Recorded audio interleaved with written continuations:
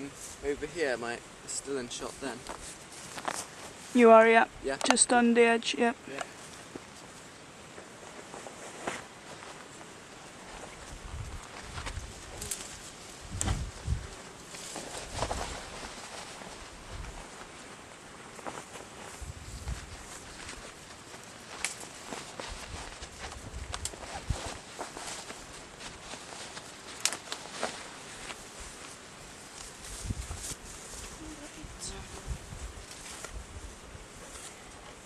So, first thing is all the bees on the outside, which is a sign of overcrowding. Another thing, we haven't smoked the bees yet, and I've got my hood off.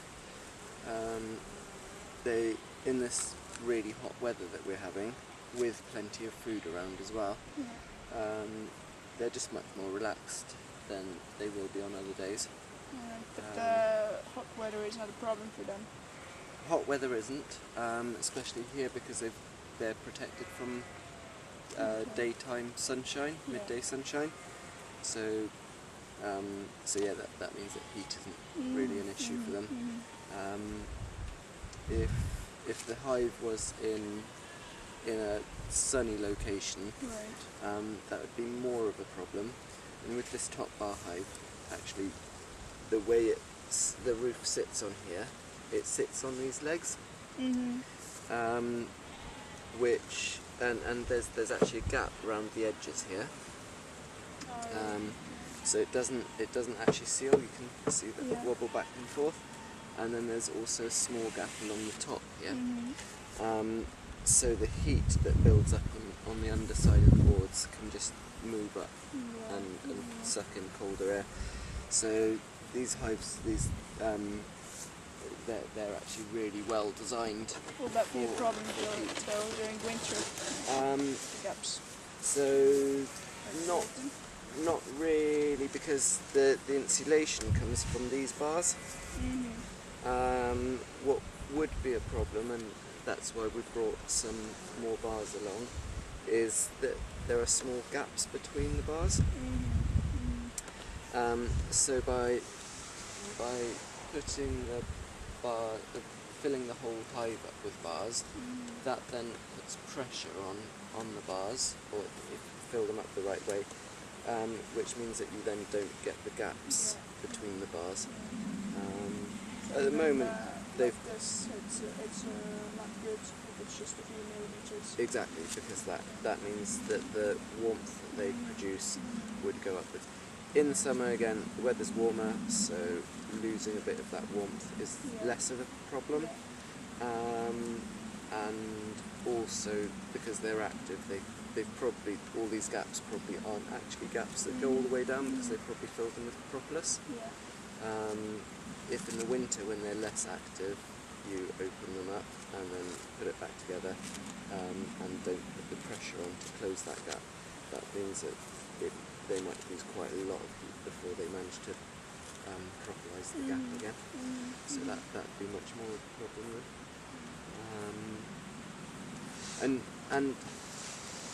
Then there's, and just because it's hot doesn't mean they're happy, because tomorrow is likely to be hot again. But if the rain comes tomorrow, they might, especially if it's like thundery, if it gets close, that kind of weather, that does upset them. So it might be the same temperature, but unhappy bees. Then they punish us for that.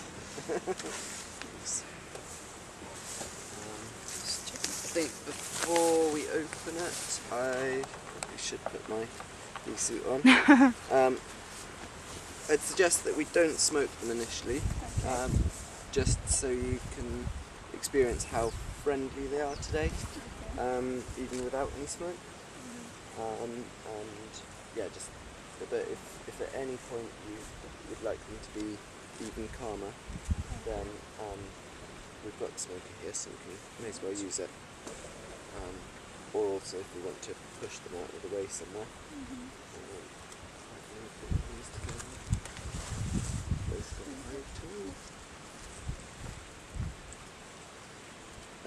For these horizontal top bar hives, I often also just use a decorating spatula.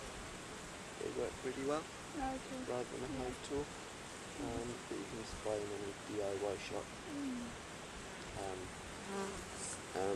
Because all you're doing is pushing something in between this gap Yeah. to break the propolis seal. Yeah.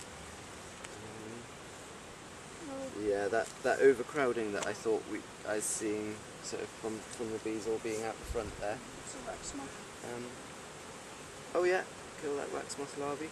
Well done. They've used the space that they've got here on the end board Right. to build comb. They wouldn't have done that if they didn't have to.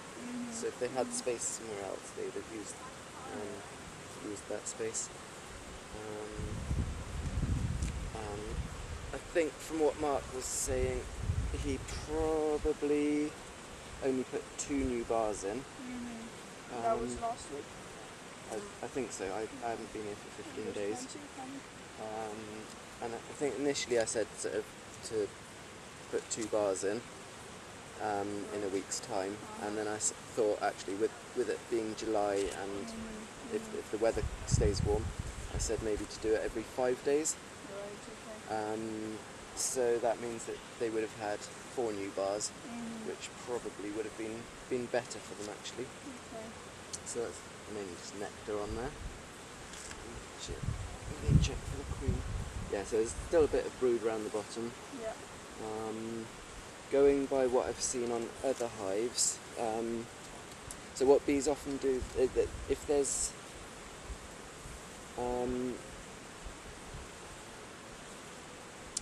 a lot of honey flow on in summer, so when you've got a good colony size, because they've had all spring to build that colony size up, when there's a good honey flow on, they stop prioritising the production of brood and start and really focus on collecting honey as a priority, and that so I'm expecting that we won't see much sealed brood at all. Sorry, much open brood. Yeah. There'll still be some sealed brood, but that would be from eggs that were laid 3 weeks ago, before the honey flow got going.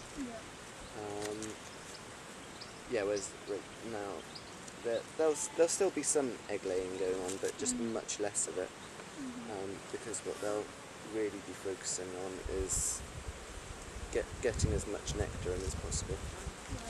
So what I'm doing here is just any propolis that they put on that edge, any dead bees from where they've been squashed previously, just scraping that off so that we can get a really nice tight seal on it. So is it alright to perform sideways? Yeah. Yeah. So what's and generally with comb anyway, you shouldn't, even in frames, you shouldn't hold it the other way up.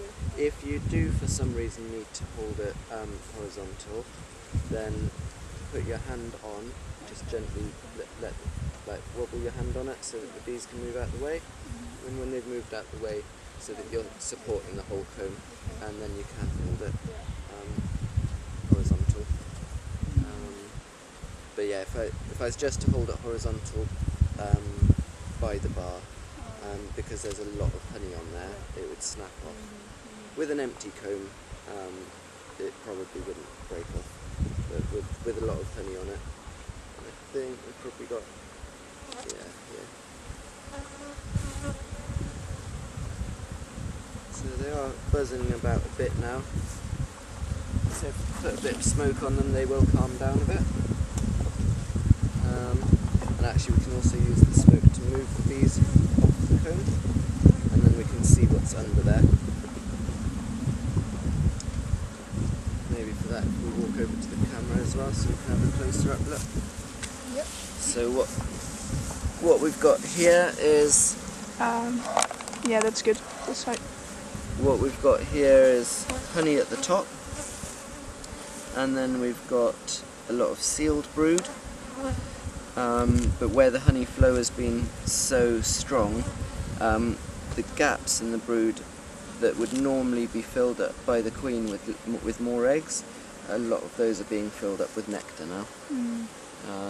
Where the new bees are emerging. Just seeing if I can get some sun on it to see if I can.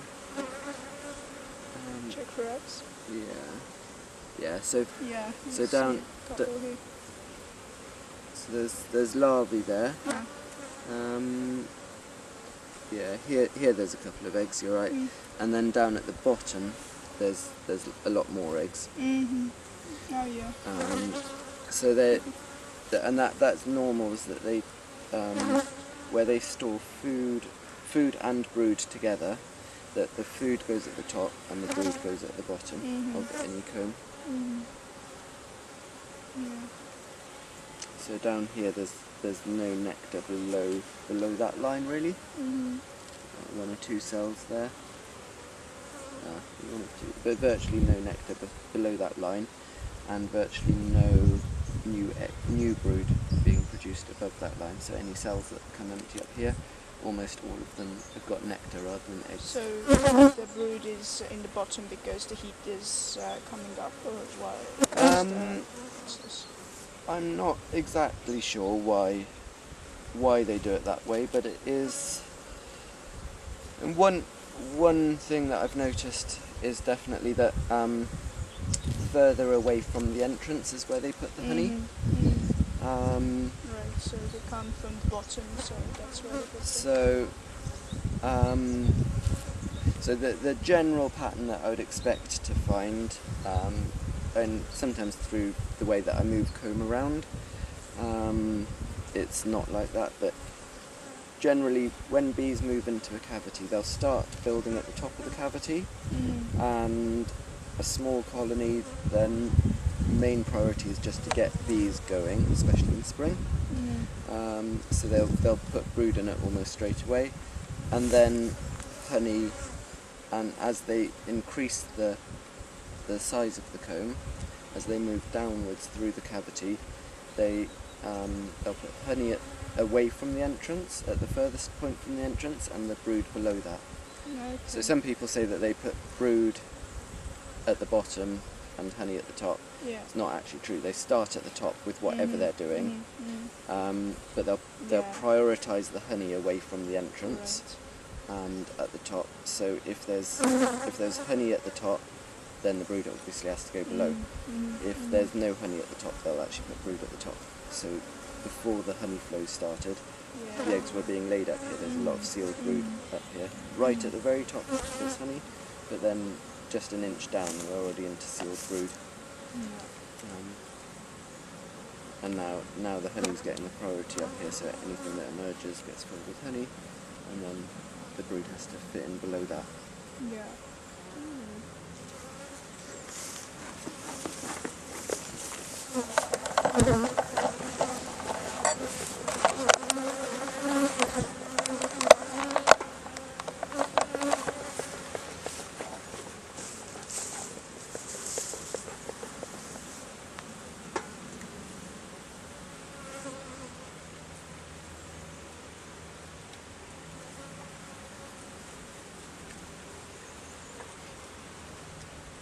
And as you work through a top bar hive, if you put the bars so that these don't really fit in the gap very well, just gentle pressure on there.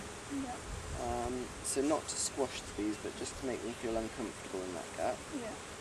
Then once we move we've finished looking at the next bar, so when we've finished looking at this bar, we can then close that gap, which means that then without squashing any bees, because otherwise it can take quite a long time to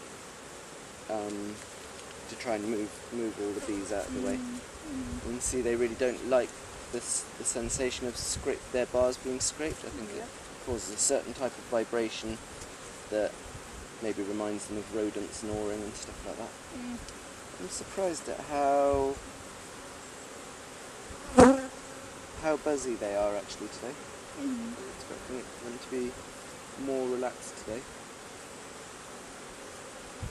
So here again, you see all the higher up spaces being filled up with nectar as the brood emerges, and the spaces at the bottom are getting filled up with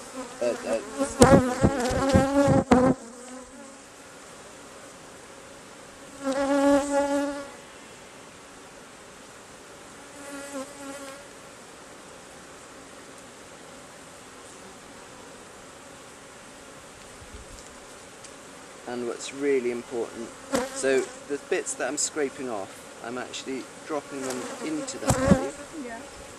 Some of them might have bits of honey on. Also the propolis, they definitely very much reuse that. No. So I wouldn't want to waste that. I want to give it back to them so that they can pick it up from the bottom of the hive and reuse it. But because there's no foundation, here, actually managing the comb in a top bar hive is really important, so that next time we open it, we don't cause loads of damage. Yeah. Because any unevenness will get accentuated through the bars. So here, where this bit of honey bulges out, just sort of gently cut that bit of comb off.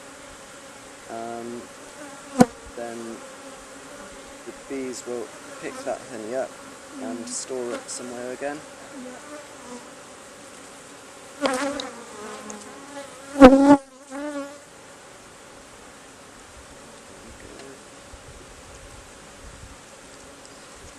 Because that bulge that we've just cut off there will have a reflection on the other side.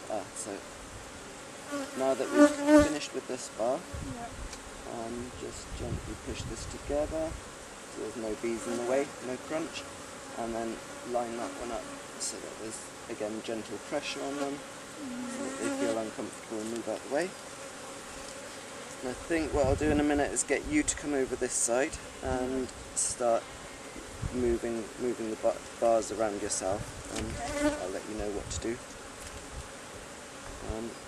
So here, first of all, scrape that propolis off. If you look everywhere where I've put some honey, so along the top edge here, you can see the bees with their proboscis out, all feeding. You can see them even all lined up where the honey ran down. And actually, if you look on the underside here, where that honey is, you've got a collection of bees there as well. So they're very quick at cleaning up any honey. Here, where I've scraped it on there, they're there as well. So we might need to give them a bit longer on this bit to let them put that together. So one of the main things we're looking for is queen cells. Because I found the queen on the other side. yes, perfect. Well done. We're looking for queen cells there. Yeah. So what's really important is that we don't let the colony swarm. Yeah. Because if we let the colony swarm, that's half the bees gone. Yeah. But when they want to swarm, what we do then is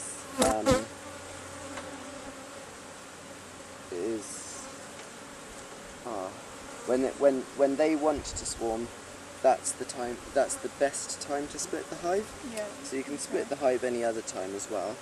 So we know because they have built queen cells. Because they've built queen cells. Yeah. And I'm wondering if because the inspections we do here aren't weekly inspections, they have actually got time to build a queen cell and seal it, which then means that they swarm without us noticing.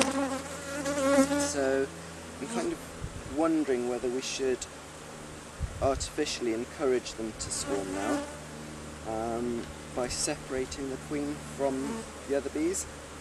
Okay. So what we could do here is that we put the bar that's got the queen on this end here, Right. which has got the entrance that they're used to using. All the flying bees will return back to that entrance, so they'll be with the queen. Yeah. But they won't have a brood nest, a proper brood nest. They'll have just one bar of comb and empty combs on which they can build. And that's very much like a natural swarm situation then. So you've got a queen and flying bees without any brood.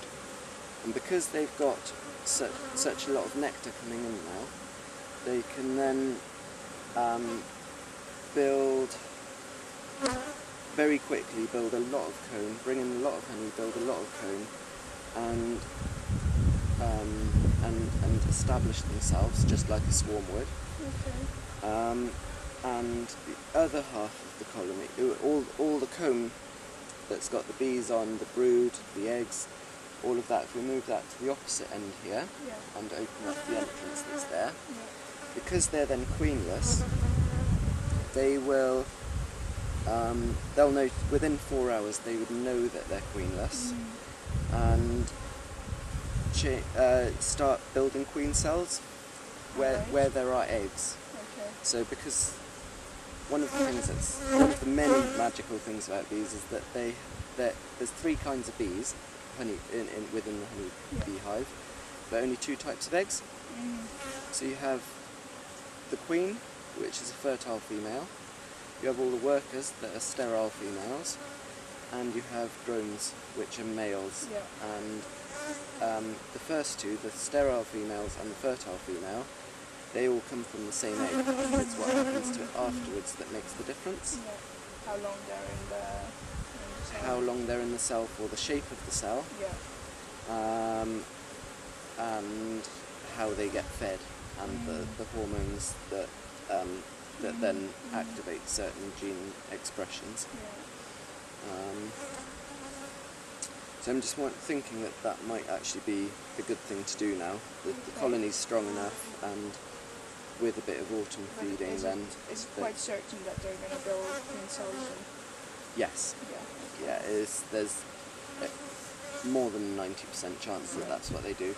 And if they don't build a queen cell, then all we do is push it all back together Right. again, Okay. and then it's a bigger, stronger colony. And by when will we see it? Next week. So we would see within 2 days they would already be making the queen cells. Right. So if we were to open it up in 2 days' time, we would definitely we would already see them. I want to see what I see in the rest of the colony, so I won't split them yet. But here, if we take the frame that's got the queen on, just make sure that she is still actually on here. And yeah, there she is. Yeah. And if we just move her to the end here, we would actually move her back to this side and move the rest to the other end. But if we just separate her, then we know where to find her if we want to do it. Oh, and one other thing I just wanted to point out. So on this side here, I cut that honey off. On this side, because there was a bulge, on this side here, there's also a bulge, which fits together with a dip, like somebody's taken a bite out of there. So that's why it's really important to deal with these, because if we now move this frame that's got the queen on to the far end and wanted to push these together, they wouldn't even fit because the bulges are there. So the way around it.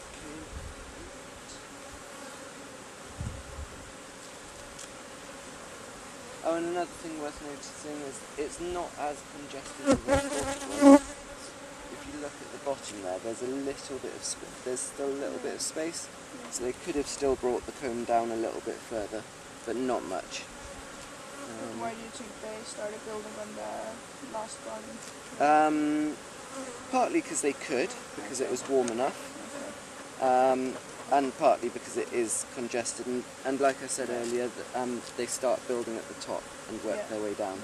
The building that they'd have to do on that there's only a tiny bit of space right at the bottom of the bar. Okay, so it was easier to build than So the rest. yeah. So just what I'm doing here is, as I'm going along, just scraping off any wax and any propolis that's on the edge. And again here on this edge, and then we've got to again take this bulge of honey off, which runs down. If you see the here where they were Yeah. eating, that's all gone now Oh yeah. already. And here, as soon as I cut that, where it's run, Another line. they're all on there already.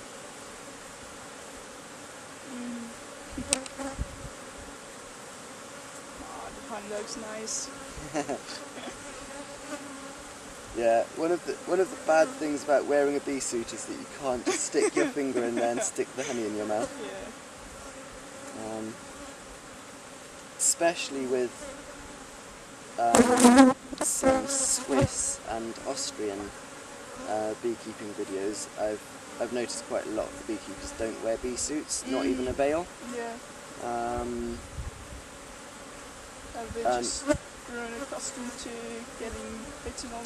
No, I think they don't get stung. I don't think they get stung much. So, what they do have instead of a veil is a pipe or a cigar in their mouth. Alright. So they're constantly puffing small amounts of smoke at the bees. They also seem to move quite slowly and gently, so that will also help. Yeah.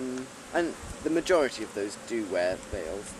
A lot of them don't wear gloves, but most of them do still wear veils, but some don't. Another difference is that a lot of them do beekeeping in bee houses rather than having a beehive. That they've got a shed, and the east-facing wall on that shed, or south-facing, southeast-facing wall, is just all hives, and they're hives that you work from the back, so that they're actually in a dark place. So all these bees that are buzzing around me here now, and also around you a bit as well, they would buzz towards an opening at the top of the shed because they fly towards the light. So they wouldn't be flying around us. So I think that makes a big difference, is that the beekeeper's actually working in a relatively dark space, and the bees are all going out towards the light and then come back in through their entrance. And the bees that they're with are actually just the house bees that stay on the comb much more. So I think that makes a significant difference as well.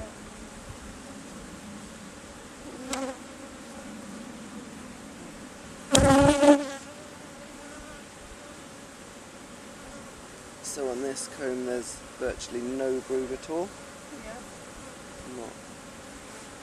Oh, there's some at the bottom. I'm wondering if this is already one of the new combs that we added in 2 weeks ago. No, sorry, so yeah, 2 weeks ago. I added some in when I was with Mark, and then 2 weeks before that I was here with you. Did we add some combs in then as well? Yeah, so just one of the combs from a month ago. So you can see the wax is very clean on here as well. You actually see more of it on that side. And that's because there's no larval skins yet. So actually the wax on those other combs is just as clean. It's the larval skins that give it the dirty appearance. So here on this new comb, that's also why there's a more evening out to do. That makes sense. So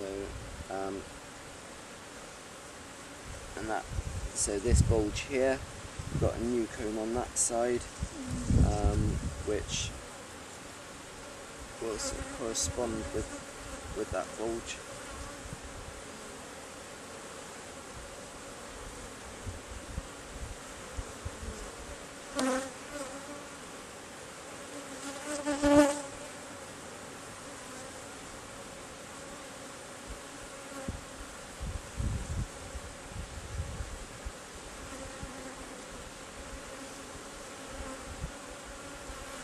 So what I've noticed here is underneath where this honey is running out, it's actually dripping through the mesh floor a bit onto the grass, Yeah.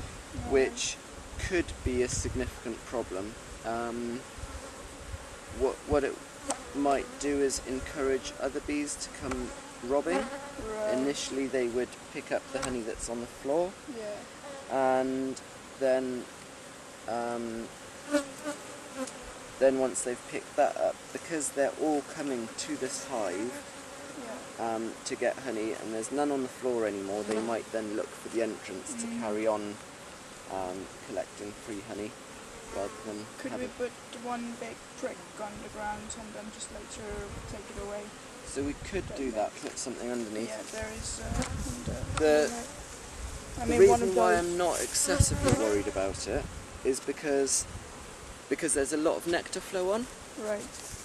so the other bees won't be as interested in this honey that's on the floor here, because it's easy to get nectar, Yeah. and fighting these bees to get into the entrance would be a fight that's not worth it for them. Okay. Whereas if there was no other food sources, if that was the only food source, then they'd be much more inclined to do that.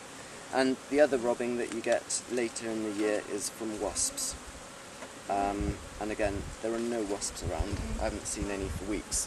Yeah. So they're not going to be a problem either. One wasp isn't a problem. Yeah. It's when there's hundreds of wasps. And wasps, being social like bees, they also tell each other about food sources. So if there would be a few wasps around, some of them would find that, go back to their colony, and then bring a whole load more with them. Yeah. But as I haven't seen any for weeks, I'm not so worried about it at all. Okay. Potentially it's a bit of a waste if no bees come and pick it up at all. But will they possibly pick it up as I well? think these bees will find it. I think there might already be some. Yeah, there's already one or two bees down here. Okay. Yeah. So I think, yeah, there's already a few bees down there, so they're finding it now. So that will all get picked up off clover leaves that are down there and carried back into the hive. But it's definitely so even though it's not going to be a problem today, it's definitely a risk to be very well aware of.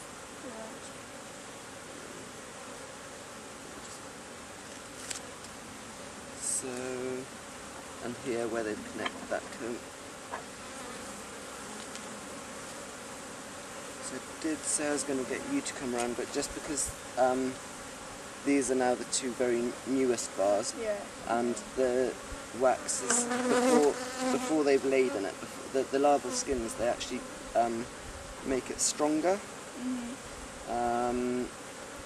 So before they've laid in it, it's the new wax is very soft and fragile. So I'll try not to set you up for failure by doing that, and wait till we get. So here we had some proper mess. Will the camera, can you pick it up and... Can.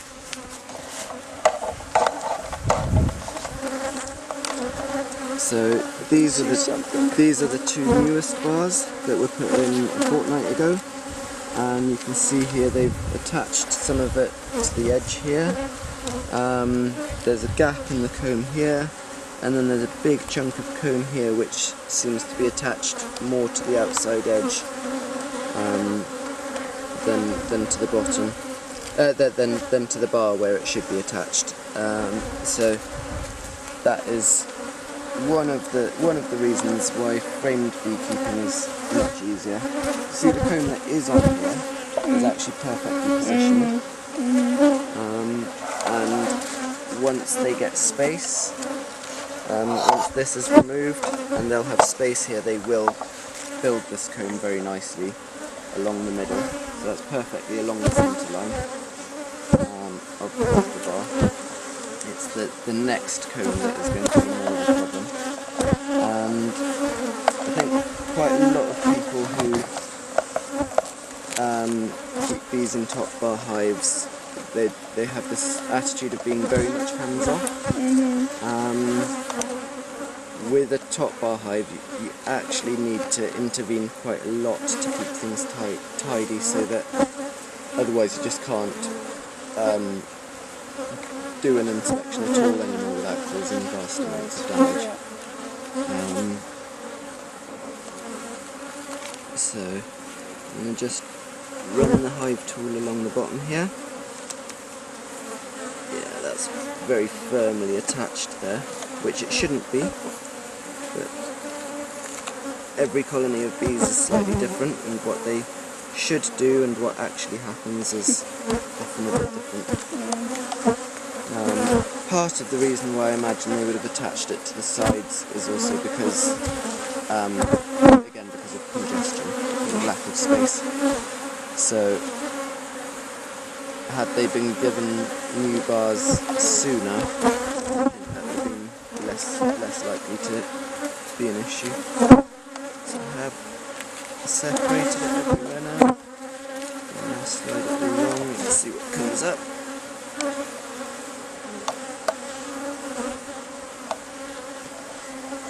So here, this bit that's hanging down is going to have to come off. It looks like... I wonder if what happened there is that the start strip wasn't attached to the bar well enough and actually fell down, because this looks like older wax here. Yeah. Yeah, I think that start strip fell down and actually caused part of the problem. Normally they help keep things neat and tidy. In this case, that didn't work. But that's actually not as bad as I thought now, with that strip missing. And this is again beautiful new comb here. All lovely and clean. And full of nectar all the way down to the bottom. So, but here, most of that is again perfectly central, how we want it. But what we have at this end is that big bulge, which corresponds to the gap in this one, and that, so we'll just need scraping off again.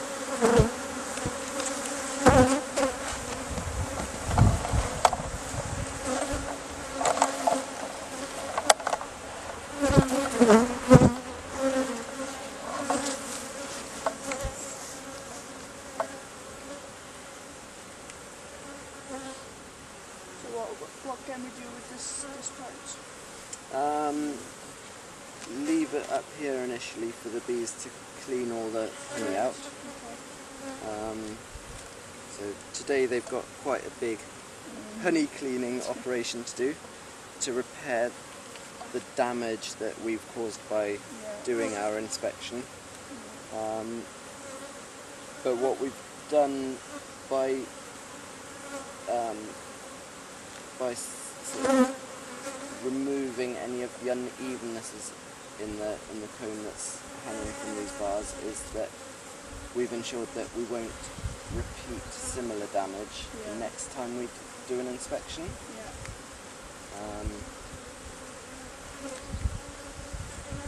Not on these bars anyway, possibly on the new bars. But I expect that, so the honey that they will be carrying in now, they're going to need to create space for that, so there'll actually be spaces on the bars where they avoided the dips, where they can extend the comb there. Cleaning honey off each other. Yeah. Yeah, they lick each other and any of the little puddles of honey.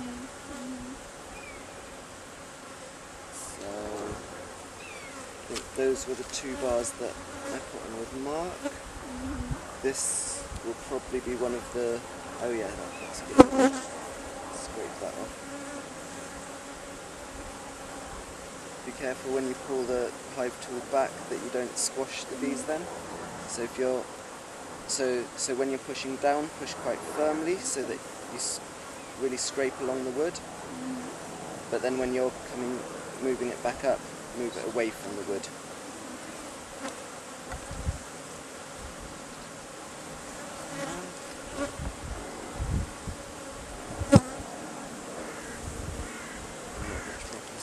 can see every time we scrape the wood, they react quite strongly to that.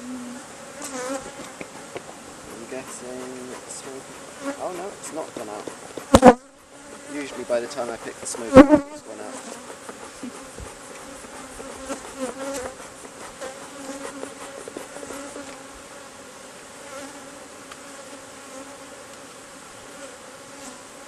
Got a small hole in the top of my bee suit. It didn't get me, I don't think. I feel a little bit of tingling, maybe it did get me.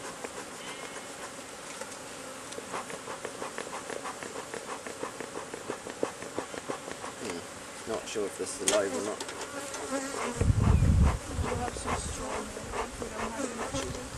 I haven't got a lighter on me.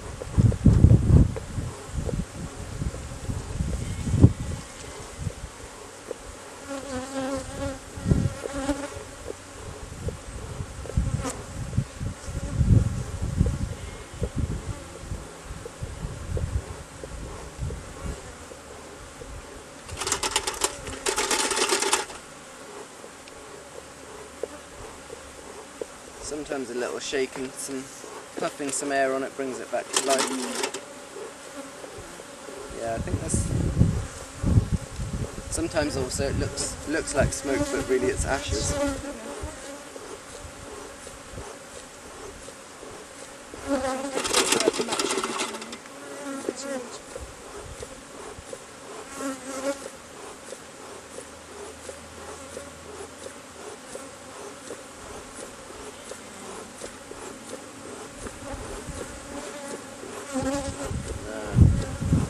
I don't think we should worry about it, unless if you're bothered by the bees, then we should.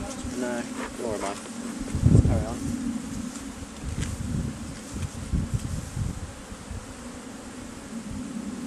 It would be slightly useful to have the smoker to just push the bees down through that gap, but actually it would take longer to light the smoker than it would be to sort that out.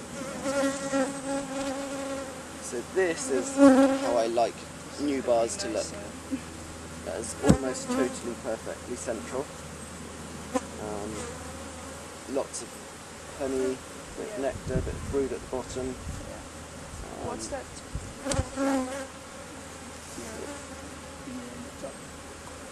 Yeah, what is that?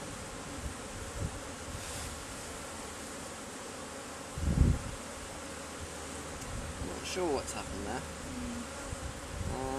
It might be where the start strip came down to, and that they struggled with some unevennesses that were there, got confused about some unevennesses that were there.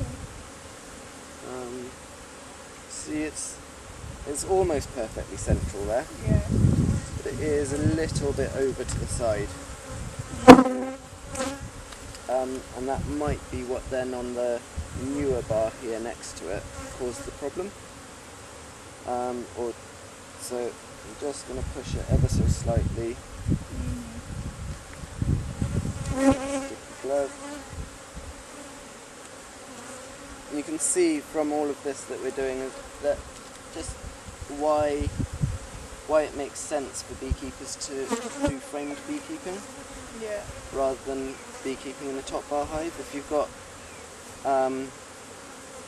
advantages of a top bar hive is that if you're a bit skilled and a bit patient with woodwork, you should be able to build one. Whereas just the frames alone, never mind the beehive itself, on a conventional beehive would be really difficult to build without all the specialist equipment that's used. So you'd have to be a if you can make furniture, then you can make a framed beehive. Whereas a top bar hive, you don't need much more skill than what you do for putting up a shelf. Struggling to push these in. So for a hobbyist who wants to do it all themselves, doesn't want to buy expensive beehives, has got plenty of time,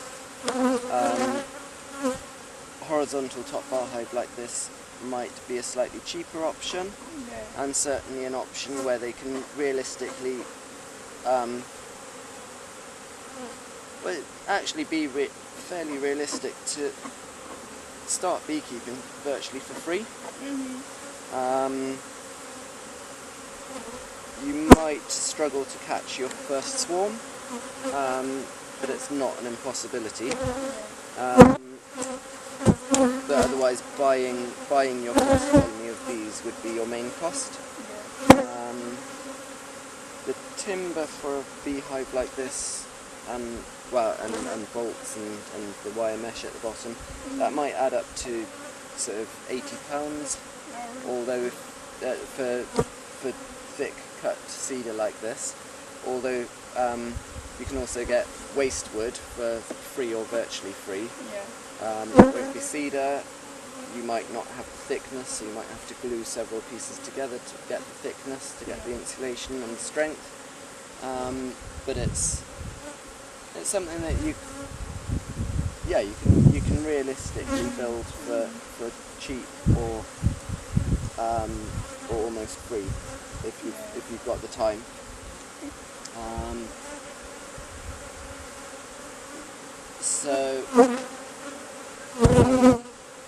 And then you've got no heavy lifting on a top bar hive as well. That's a real advantage. The heaviest thing is the lid. That might weigh 6 kilos or something like that. But again, I've seen top bar hives where they've put that lid on hinges. So then the heaviest thing you've got to lift is a single bar, which 2 kilos, something like that. Whereas boxes on a conventional beehive might weigh 20-30 kilos, which is why a lot of beekeepers retire with bad backs. Because not only are you carrying heavy boxes, sometimes many heavy boxes stacked on top of each other, you also can't, you have to balance them, so you have to carry them away from your body. So yeah, fairly obvious why so many beekeepers retire with a bad back. So you mentioned about catching a swarm. How do you go about to catch a swarm? So first you need to locate the swarm, which I'll get to that in a minute. But then once you get to where a swarm is, they initially, when they leave a beehive, they probably settle within about 300 metres of the beehive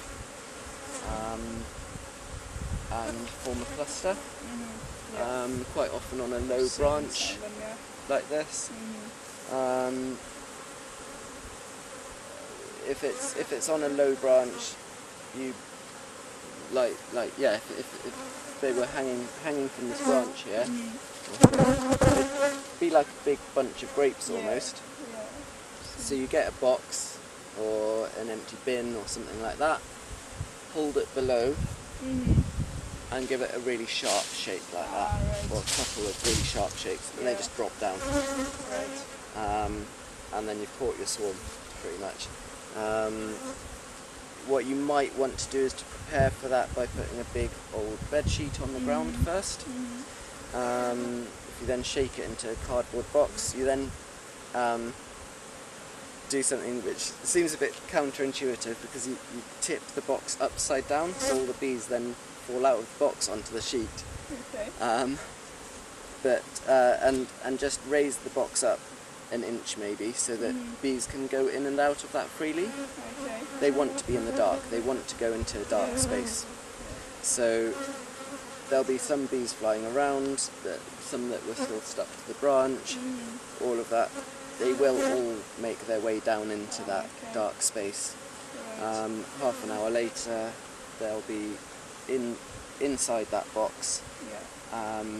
So you, and they actually will hang to the top of the box as it is upside down then.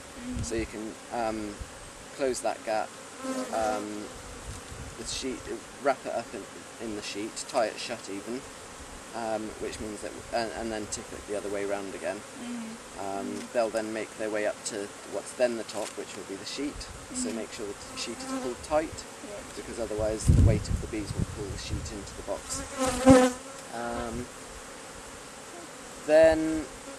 Then you want to leave them to cool down.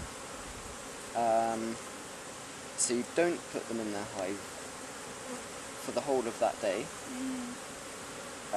You might want to pour a cup of water on there. And you're still getting them out? Or no? No, so that's closed. By pulling the sheet tight over the box, you've then closed it. Yeah. So they can't get in and out. You put that in a cool place. If you've got a cellar, put it in the cellar, wherever the coolest room is in your house, sort of thing. You might want to pour a cup of water over the top. They can drink that through the sheet, because you don't want them to get dehydrated. And you leave it for that night and for all of the next day. And the reason for doing that is that you want them to digest all the food that they've filled up with, so that when you put them in the hive that you want them to live in, they can't leave. Because if they're full of food and you put them into a brand new hive that doesn't smell of bees, it might not be where they thought they want to live. Yeah. They might also have some scouts come back to where the swarm was, telling them where they should go to, so then they leave. Yeah. By keeping them in for a night and all of the following day, they can't then leave that evening because it's evening. And they won't leave the next morning because it's been 48 hours, at least 48 hours since they swarmed. So they then just don't have the food reserves to leave anymore. Then a mistake that people often make is that they feed them immediately because they want to make them welcome. By feeding them, you then give them the opportunity to leave again. Yeah. You want them to stay. So you don't feed them for the first, at least the first few days. If it's just raining and there's no food around for them to get, then after maybe 2 days you can feed them. So 4 days after you've caught them. If there is plenty of food, then there's no need to feed them at all till the nectar flow goes. So how do you find out about this swarm? And you might be working in a garden like here. I know that swarms have settled in this garden before, because there's a beekeeper about half a mile that way. It's rare that people happen to work in places where they happen to find swarms most years. Another thing you can do is to have what's called a bait hive. So that would be an empty beehive that you position maybe 10 foot off the ground, 3 meters off the ground. You don't want it to be a brand new beehive, you want it to smell of bees already. If it is a brand new beehive, get some honeycomb, so that there's a smell of bees in there already, because bees like to move into spaces where bees have lived before. So that might work as well, but it is very much it might work.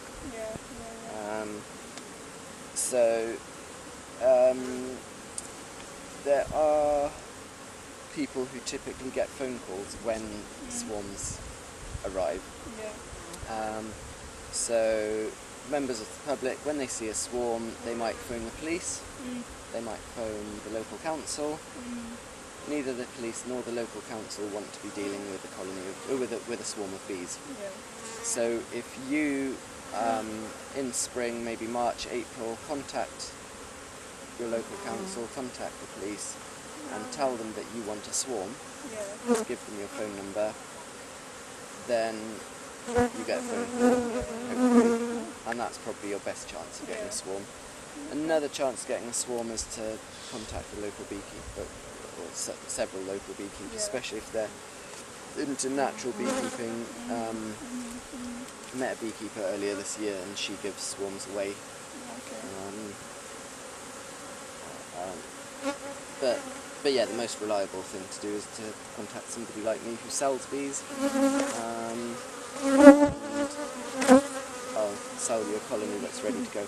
The problem with picking up swarms is that often there isn't a queen in there, or the swarm isn't on a branch like this but is stuck to the side of a wall.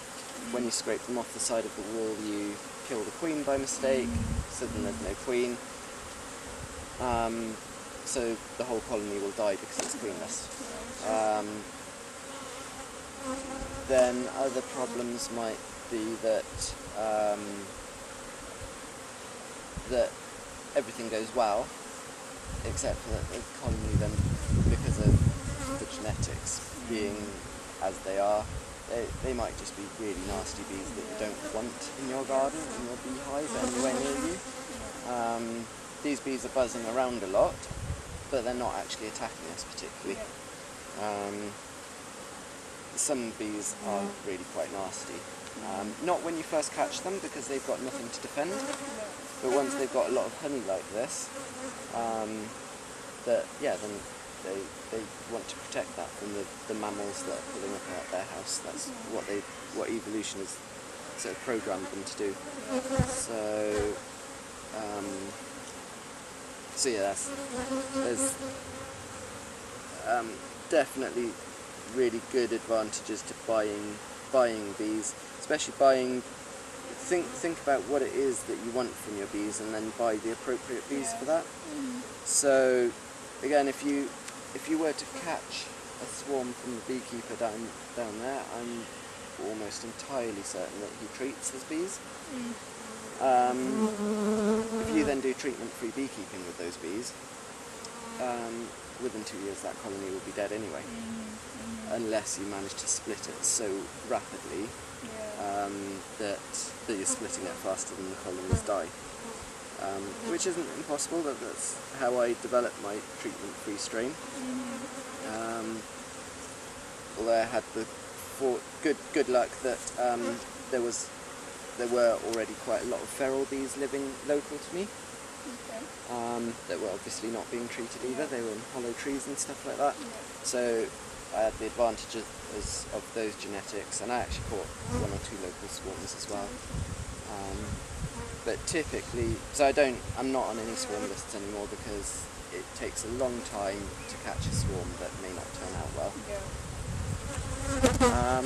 But then one of the queens that I'm breeding from this year is from a swarm.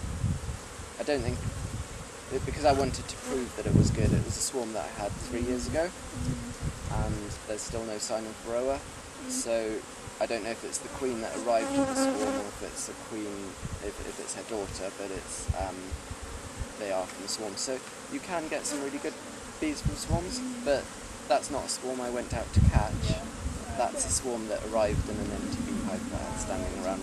I didn't really set it up as a bait hive, but they moved in anyway, so just some empty equipment I had standing around. But with swarms that I went to collect, I think over 50% of those didn't ever turn into anything that I wanted to keep. So either they died, and I added a frame of brood, and they made a queen cell there because they were obviously queenless, things like that. So even if you manage to catch a swarm, there's a good chance that you still won't end up with a colony of bees.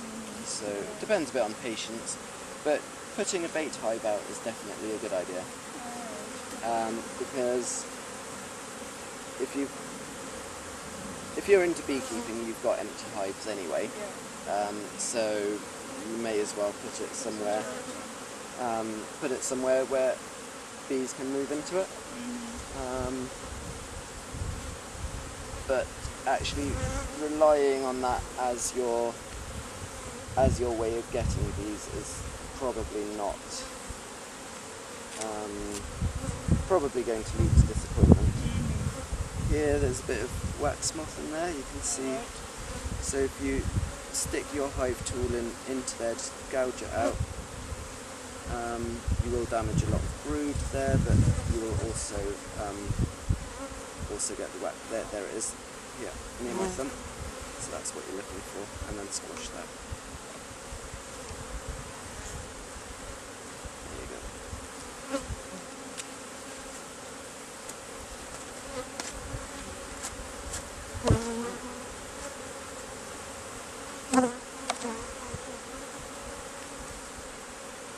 So there's absolutely no sign of swarming that I've seen so far. Okay. They're not even building clay cups. Mm-hmm. So I wouldn't expect them to build queen cells for a while yet. Alright. So we should separate them. Well, I'm thinking that we don't need to separate them. Okay. If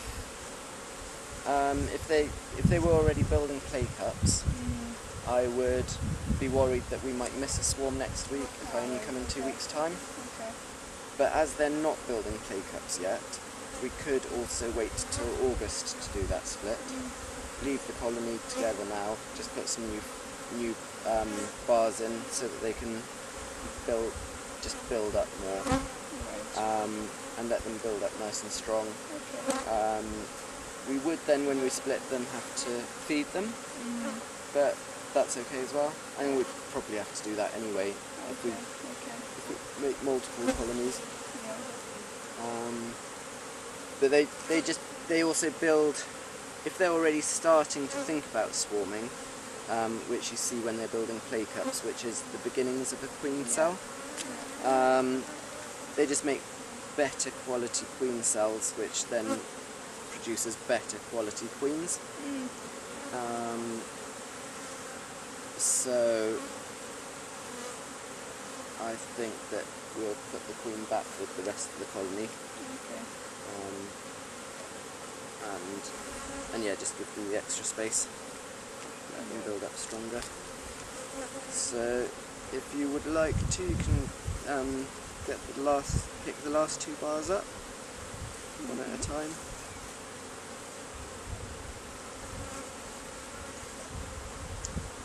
So what you did then isn't a problem at all. Wasn't a problem, but could potentially be a problem when you stuck your hive tool in underneath and lifted it up that way. If they would have attached the wax to the side, then you would be pulling it up, pulling the bar up, and the comb might be stuck to the side, so you might leave it behind. Okay. So I'd always recommend moving it sideways initially. So sideways, and then you know whether it's attached or not, and then lift it up from there. So that.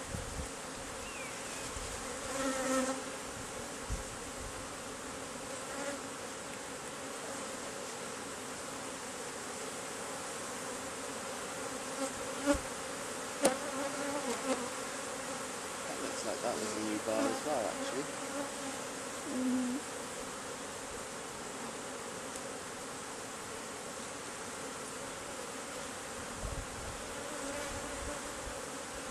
That one isn't so central as I would like it,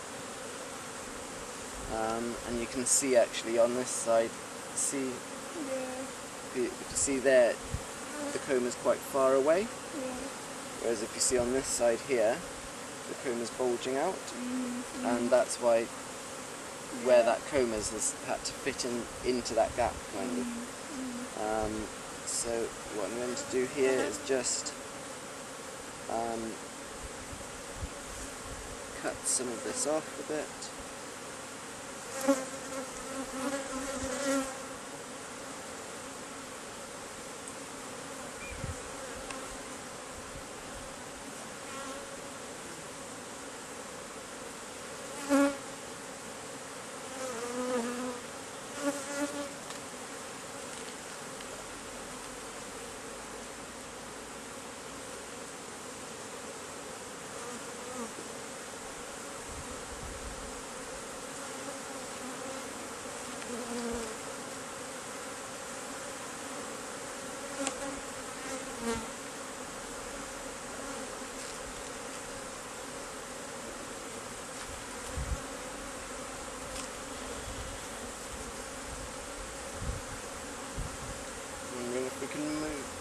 possibly swap that round with this one Okay. to try and encourage them to build more central along there. Yeah. Right. And also at the ends I'll bend that.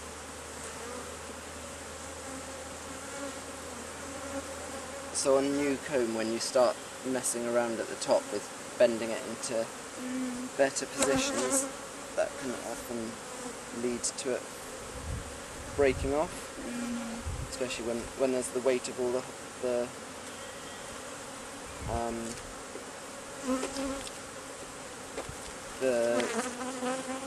weight of all the honey underneath it.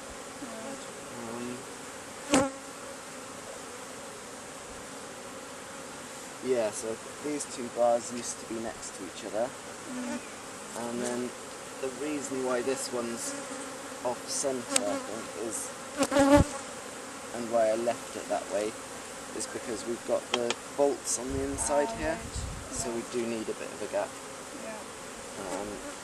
So I think we'll just put that back together as it was, because they won't actually fit if they're properly central. Yeah. Let me scrape this clean. Check that there's also no queen cells. I wouldn't expect any, but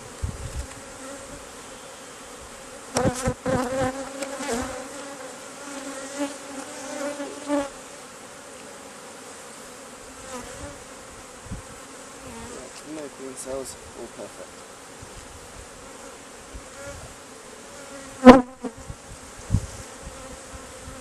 So the place where we put the new bars would be somewhere in the brood nest, Okay. but I wouldn't want to do it right at this end because they're not building central to the bars here. This is where it would be convenient to have a bit of smoke.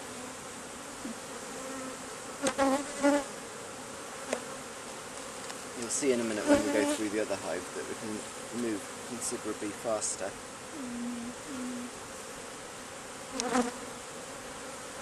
So that's, if you let go of that, then that down. So you couldn't put it down properly because your fingers were right underneath. If you hold it from the ends, then you can also put it down.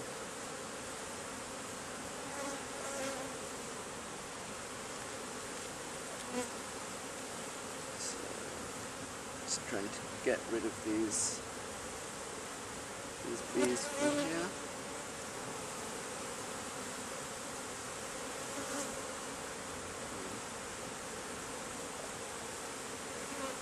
These all seem slightly pushed along, so I'm thinking about where to put.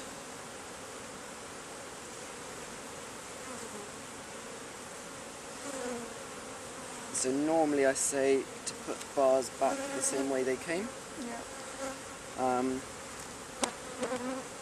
unless there's a specific reason why not to. And what I'm thinking is that if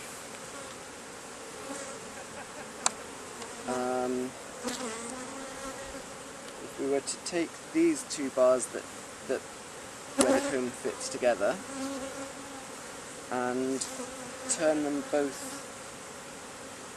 round together the opposite way, then here there's a bit less space on this side than there is on this side. And the same on that side, so that means that if we then spin them round together, that the new bars, they'll kind of have pressure from both sides, which means that they can't bulge out. And I think that will make things a bit more even. And then also because there'll be, once we've got that comb there against this comb here, there'll just be a bit more space, so that will encourage them to draw that comb out a little bit more to fill the gap. Because it won't be enough space to fit an extra big piece of comb in, but it will be enough space to just get them to draw it out. I think that's going to be the most even way of getting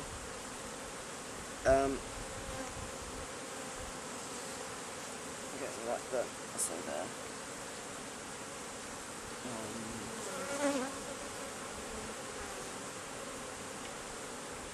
Yeah. So we'll put 2 new bars. When are you going to next be able to have a look at these, even if it's just a quick sort of 10 well, minute? I'm It's here a all 10-minute the job. time. You're Yeah. here the whole time Yeah. now for a while. Okay. So then what I'd suggest is that we give them 2 new bars now, Yeah. because I don't want to give them too much space at once. But they will need more space in maybe 4 days' time. Alright. Would it, okay, today is Wednesday. Would it be alright on Monday though? Because on Sunday we're... Yeah, so that's Yeah, five we're days Yeah. time. Yeah. I'm. Are you around Saturday at all? I will Or- be probably, yeah. Okay. Saturday and Sunday, but Okay. yeah. Bit A busy. bit busy, yeah. Yeah. Yeah. But I could drop them. It's if you are here on Saturday, the only thing that would need doing is just a quick look. So we've got these 2 bars are here, Yeah. then we'll have 2 new bars, Yeah. and then the rest. Mhm. So you would need to push all of that along a bit, but you don't need to do that 1 bar at a time. You can just push the hive tool in. Okay. You'll see in a minute when I slide it back, all these gaps that are closed, I don't want to let bees back into them. I'll push it all in one piece. And if you push the hive tool in, Yeah. you can then sort of just push the whole lot along, Okay. and then just pull one of the new bars out and have a look how far. There isn't a window on this one, is there? No. So the ones that I'm selling now, they've got windows on. Yeah, I saw one in the Grange actually. Okay. Ian's new hive. Yeah. Yeah, so then you could have a look through the window. But yeah, you just need to open that up a bit, see how far they've got with building a new comb. If they've already brought it down more than halfway, then you can add 2 new combs. Okay. Between them or? Yeah, probably. We've talked about things that we're trying to achieve a bit with evenness. Between them would probably be the best place. Yeah. But what we are trying to do is encourage them to build evenly. So unless we just put 2 gaps in, that might be easier. So if we put 2 new ones in here and 2 new ones a bit further along, Okay. because it's plenty warm enough. In spring you've got to be really careful not to chill the brood by splitting up the brood nest. In this hot weather that's not going to be a problem at all. So that means if they had 4 new bars, then yeah, 5, 6, 7 days time would be enough to. Okay. I think that's probably going to be easier. So the new bars that you brought along are over here.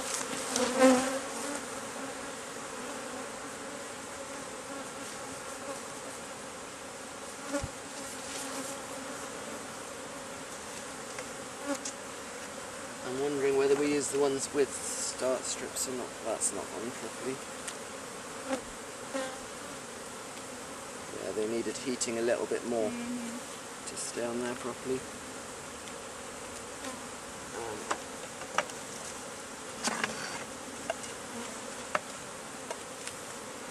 Another thing that I do with my top bar hives is that I put a little notch on one end, Yeah.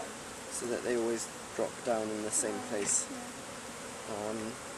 It's important to only do that notch at one end in case there's any unevenness, so you haven't got it rocking between 2 different notches, but so that they're just in the one notch.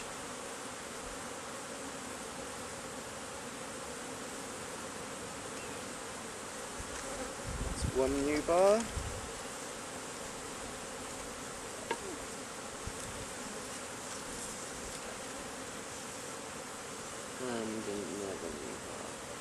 So what I'm expecting is that if you look at bees later on today or tomorrow, that you won't have all those bees out the front anymore, because of the extra space that they're getting.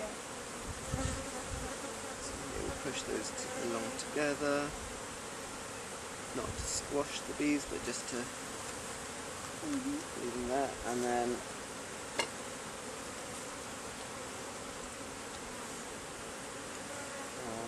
that's the bar that had the queen on, which I think was about there.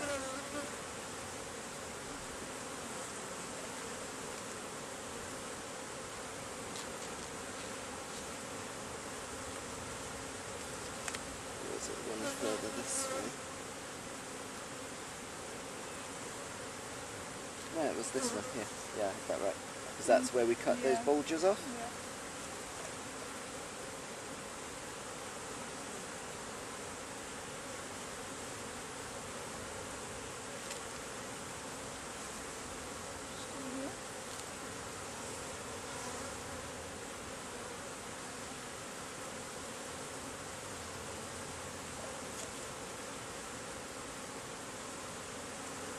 Looking down there, see if we left.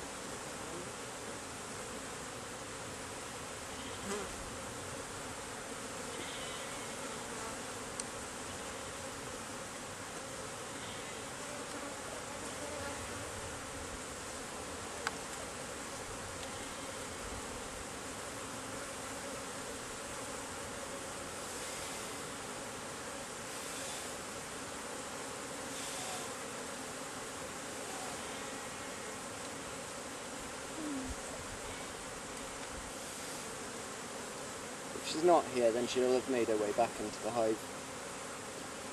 So it'd be just as well that we didn't want to split. Here she is. Yeah. Nice. Good. So I'll just take her over to the camera a minute.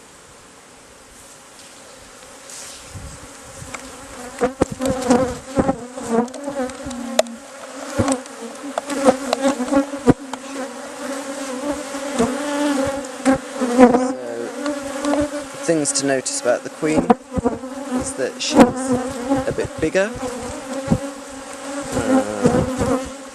There she is. She's a bit bigger, her body's a bit longer.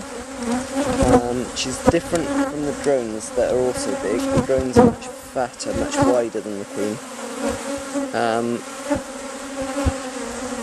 And another thing about the queen, which is often a bit disadvantageous about them, especially if it's a skinny young virgin queen, is they have much bigger legs, much stronger legs than the workers, and that's because they need to support their body when they stick their abdomen into the bottoms of the cells to lay the eggs. And then often queens are less stripy and a different colour from the workers, which can either be darker or paler. Yeah, this one's black, isn't it? So this one's black, whereas the bees are definitely stripy. But I've often also got queens that look slightly paler than the others.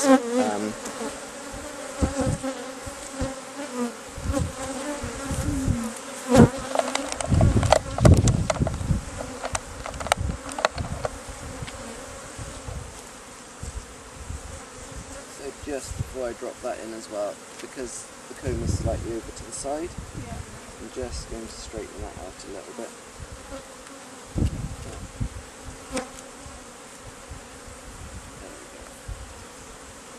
Just a little bit, push it over to the side, and hope that when they rebuild now, that they take that all the way to the edge. So you can see how I'm sliding a whole load of bars over together. Now,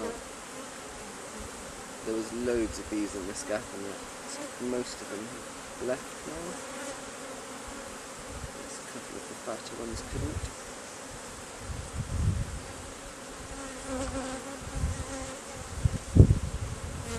There we go. That gap's closed. Yeah, created a new gap here. Push these over a tiny bit more.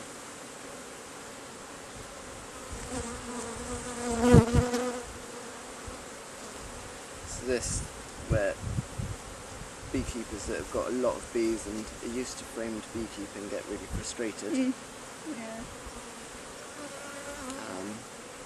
And where either using a water sprayer or a smoker can be really useful.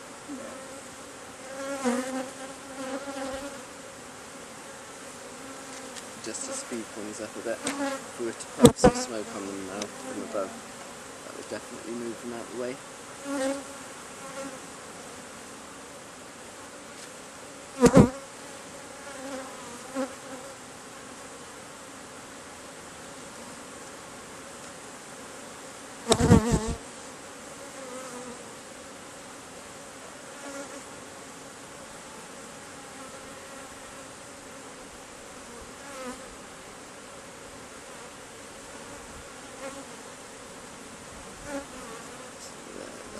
Gap's too small for honeybees on either side. Just push it through without squashing the bees.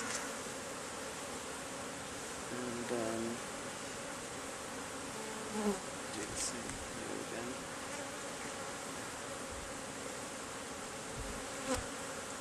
We were going to stick some...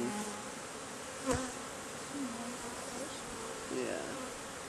Do we do it? I think I'm going to stick the new bars in.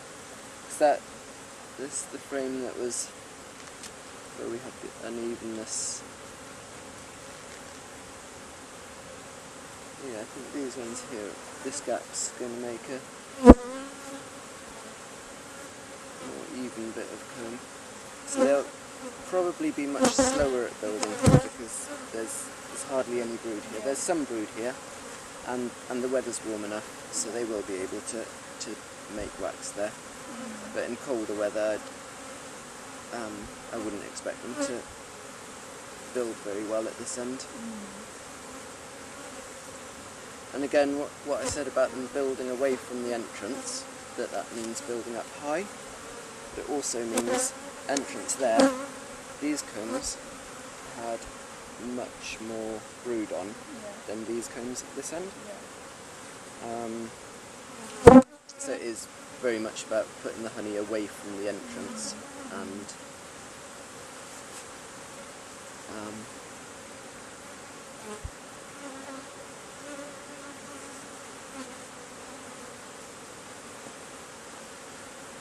so my expectation would also be that if two of the combs have got more honey on when we open it up again, and two of the combs have got more brood on, would be that the two new combs we put here will be mainly full of honey, and two new combs at this end, these two, that they'll have more brood on. Was it second and third? Third and fourth. Third and fourth, yeah. Third and fourth, yeah.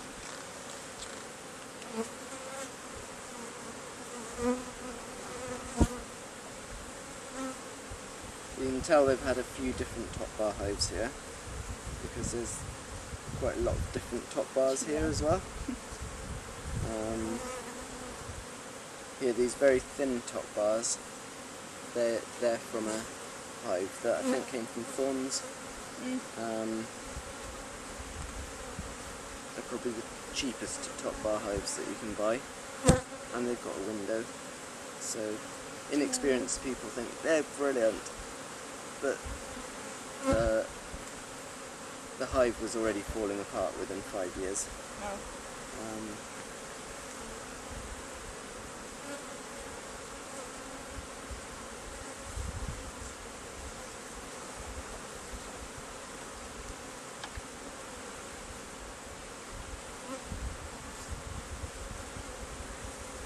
Even I might get a bit impatient in a minute.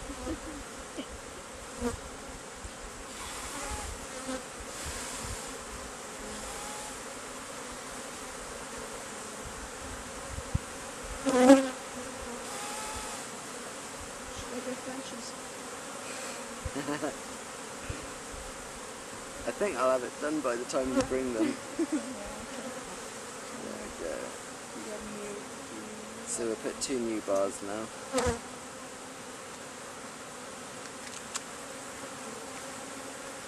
Should be nice and easy to remember where they were, because on both sides we left 2 of the original bars and then the next 2 are new bars. There is one here. Use this. Ah, you got one there, yeah. Yeah. And then we'll use this as well.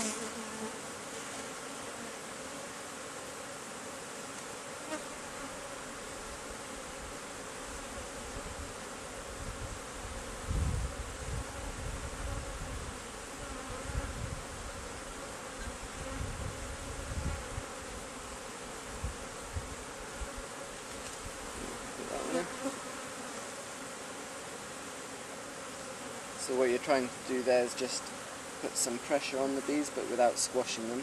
And then you also have to release the pressure to let them run away, to get out of the gap. So if you feel that there's a bee in the gap, you also need to let her go.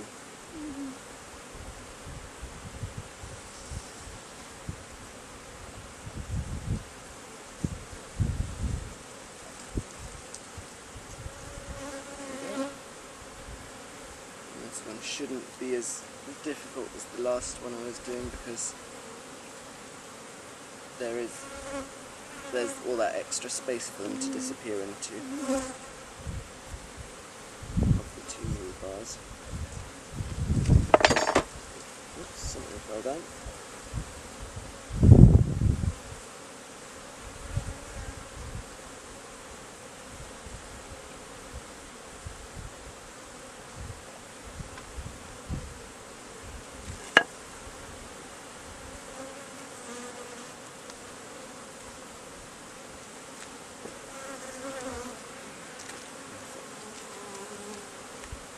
So we'll just put this down on here.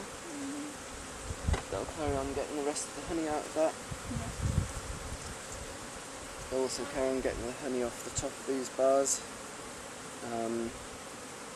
Because of the way the roof fits on, they'll be able to get out of there as well.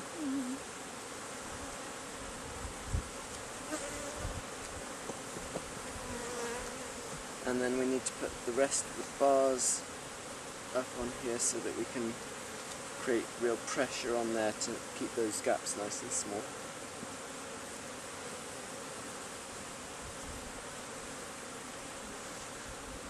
Trying to help you out. The legs are fit. Okay.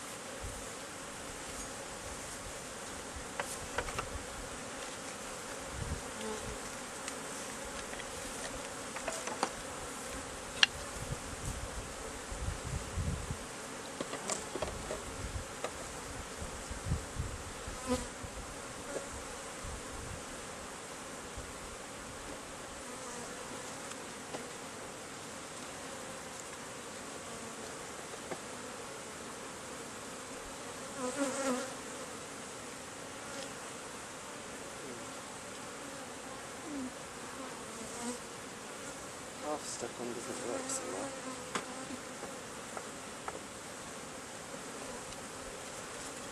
Can you throw it up? Yeah.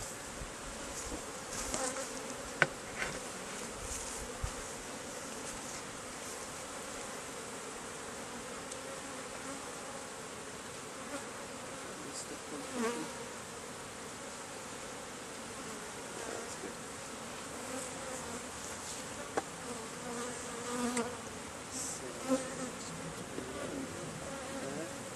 And then now what I'm going to do is put these to an angle, like that, and then by pressing them down, what they do is they then tighten the whole lot up.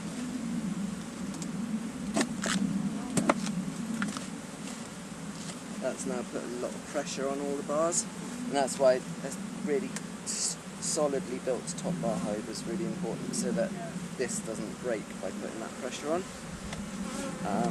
And that pressure, that's just closed all these gaps up. If you look from above here now, these gaps are much tighter than they ever were before. Yeah. And that means that bees don't have to invest loads of energy